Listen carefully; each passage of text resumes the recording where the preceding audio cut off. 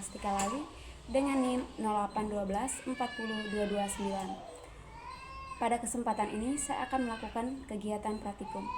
Jadi judul praktikum yang saya lakukan yaitu menghitung detak jantung. Jadi kegiatan praktikum ini bertujuan peserta didik mampu menghitung detak jantung dalam 1 menit dan mengetahui perubahan detak jantung sebelum dan sesudah melakukan aktivitas. Selanjutnya, alat dan bahan yang saya akan gunakan yaitu ada 3. Yang pertama yaitu alat tulis, yang kedua tabel lembar pengamatan, dan yang ketiga yaitu stopwatch. Jadi di sini saya tidak menggunakan stopwatch karena tidak memilikinya. Saya menggunakan stopwatch yang ada di handphone. Yang berikutnya yaitu prosedur kerja. Langkah-langkah yang digunakan dalam praktikum: yang pertama, siapkan alat dan bahan yang diperlukan. Yang kedua, duduk dengan tenang selama 1 menit. Yang ketiga, tempelkan 2 jari telunjuk dan jari tengah pada pergelangan tangan atau leher denyut nadi.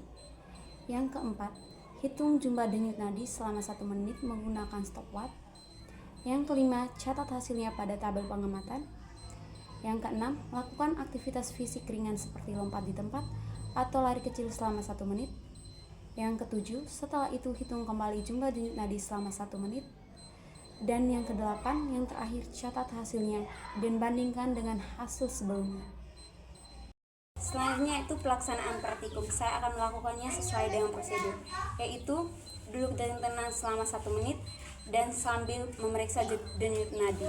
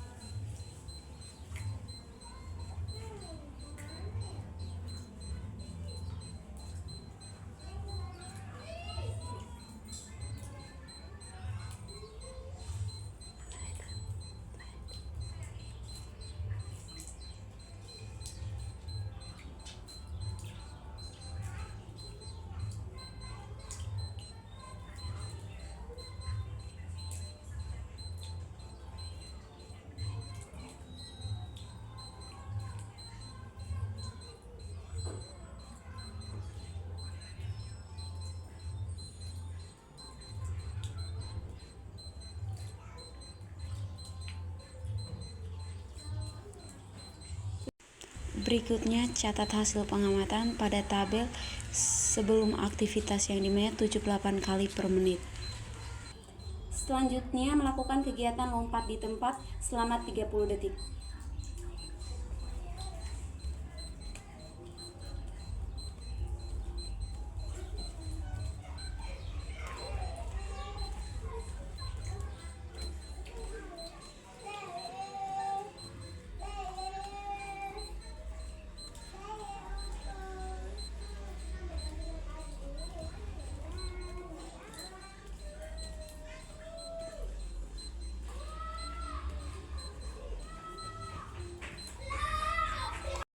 Selanjutnya, melakukan kegiatan memeriksa ulang denyut nadi setelah melakukan kegiatan lompat-lompat selama 1 menit.